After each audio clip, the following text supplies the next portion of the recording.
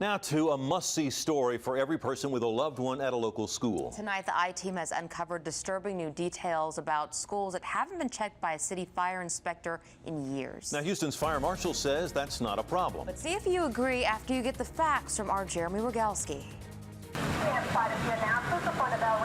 When it comes to your kids and fire safety, Houston's fire marshal says, rest assured. Our schools are the safest in the city of Houston. Why so safe? Because we have a very good inspection program. In fact, not just good, Richard Galvan says, We're doing a great job.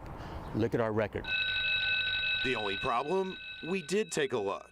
And we're meeting our standards. You're not meeting your standards. For example, take how often HFD should inspect local schools. Our goal is every 2 years. We're meeting that goal. You're not. We are meeting that. And people at home are supposed to believe you. Absolutely. But the fire marshal's absolutely wrong, and it's putting Houston kids at risk. His own records say so and show 116 schools, more than 20% under HFD's watch, not inspected in the past 2 years. And when we confronted Galvan, the 2 years is not etched in stone. It's a goal. He suddenly changed his tune. A goal of every 2 years. It could be 2.5 years. 2.5. It's wishy-washy at best, when other Texas cities have a standard to inspect every school once every year. And the I-Team found delays can spell danger.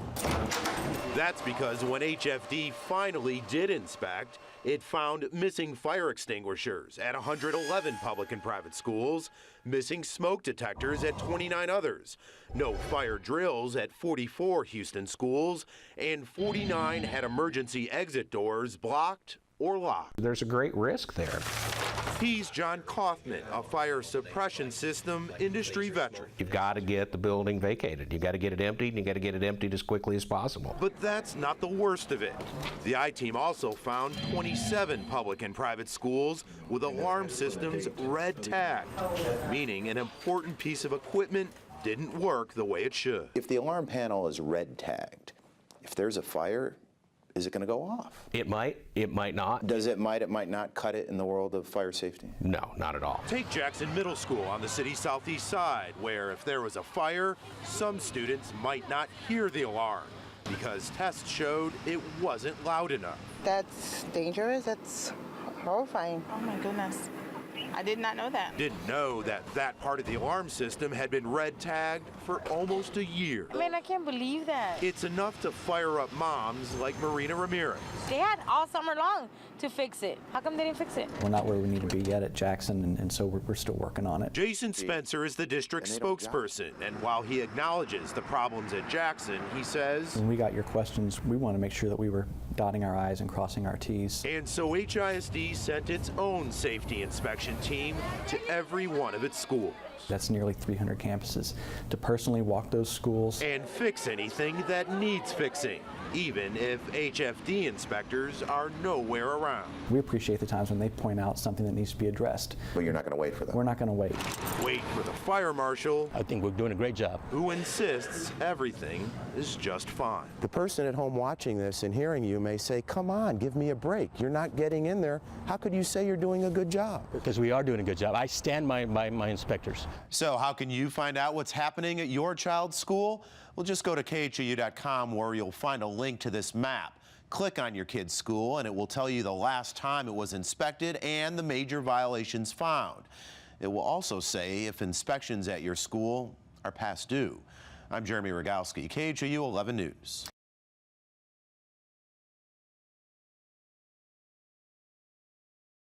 Another I-Team investigation is getting results. This time, the Houston Parks Department is punishing some of its lifeguards after what the I-Team caught them doing. Or should we say, not doing. Jeremy Rogalski explains. It's a joy of summer that can turn deadly in less than a minute. And drowning dangers go up. Nobody's watching the kids. When no one's paying attention. Absolutely no one. Parents were stunned by what the I-Team caught City of Houston lifeguards doing. Goofing around. Like here at the Moody Park pool. Look at what happens to the only guard watching the water. Another guard distracts her, taking photos. And for how long? we'll start the clock. They shouldn't be doing that. They should be watching the pool, watching the kids, making sure nobody's drowning. But we found guards watching their cell phones. Here at Beverly Hills Park in southeast Houston, not one or two, but 3 guards glued to them. You've been watching this for the last hour? Yes, I have. They weren't happy to see it. What's your name? Don't worry about it. Can you get that camera on my face? You don't know your name? I don't know my name. You've been constantly on your phones. Isn't there some lifeguarding to do here? Really, guy right there? Oh, that guy right there? Yes, sir. But that guy is the same guy doing this earlier, and the same guy oblivious to the front flips happening behind him. Obviously, lifeguards don't have eyes in the back of their heads. We shared our video with certified lifeguard instructor and pool safety expert Marty Wadsworth. If they're not paying attention, people can lose their life. And statistics show it can happen before you know it. That water can take away a child's life in under 30 seconds. Which brings us back to the poolside photo shoot. Total distraction time, 47 seconds. On average, again, it takes only 30 seconds for a child to go unconscious in the water. That's a zero tolerance matter. So what's the city's reaction to our findings? Jeff Jefferson oversees City Pool. Without saying what my feelings really were, they must be addressed. They must be addressed immediately. But the I-Team found other areas where the city's breaking its own safety rules, like with staffing. Look at all the empty guard stands we found. At the jam-packed Lincoln Park pool in Acres Homes, we saw only 1 guard on duty. And the same held true at De Zavala Park on the city's east side. So how many should there be? A ratio of 1 lifeguard per 25 patrons. It's called the 1-to-25 rule, and you'd think it would be spelled out in the city's aquatics manual. But you have 80 pages of material that talks about everything under the sun, but doesn't mention how many guards should be by a pool. Because we cover that in training. Why not write it down so everybody knows? We could do that. So instead of 1-to-25, what do you get? At Studi Park in the Heights, a lot of standing around. And back at Moody Park, a lot of sitting around. Although a neighborhood kid did appear to be playing lifeguard at the top of the slide. It's pretty concerning. I wouldn't take my kids to those parks. It leaves parents wondering and warning. If something doesn't change, There's going to be drowning, or a child's going to get hurt. Well, after seeing our footage, the Parks Department's division manager demoted 1 employee and suspended another. Jeff Jefferson also called staff-wide retraining sessions and will be doing on-site surveys of all the city's 37 pools throughout the swimming season. I'm Jeremy Rogalski, KHOU 11 News. Tonight, the I-Team uncovers how you're paying for child care that puts kids in harm's way. We are talking about hundreds of cases of abuse and neglect and hundreds of thousands of your tax dollars. So what's going on? Investigative reporter Jeremy Rogalski explains. And he had blood, not only on his face, but all over his clothes. This is how Pam Mabry says she found her 18-month-old son at his daycare. And he's just sitting there screaming and kicking his feet. And when she wanted to know what happened, What was the explanation you were given? Well, he took off running and ran into the door. Mom didn't buy it, so she took off with her son and her money to find childcare elsewhere. But what happens when it's public money, your tax dollars the state of Texas uses to subsidize child care for low-income parents? Well, the I-Team found abuse, neglect, or mistreatment often doesn't stop the funding from flowing. We found daycares slapping, pinching, even choking kids that are still getting subsidies.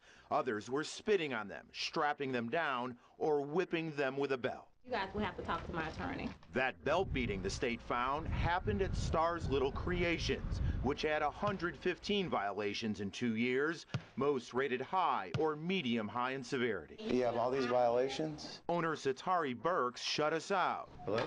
But her door is still wide open when it comes to your tax money. You see, Stars Little Creations took in $143,000 of it over the past 2 years. She was livid. Attorney Sam Mukherjee represents the mother of the boys beaten with a belt and says unless subsidies are pulled, There is no consequence, and that's very unfortunate. And when there's no consequence, what can happen? More abuse, more neglect, more of the same thing. consider what happened at Trinity's Choice for Kids in Conroe.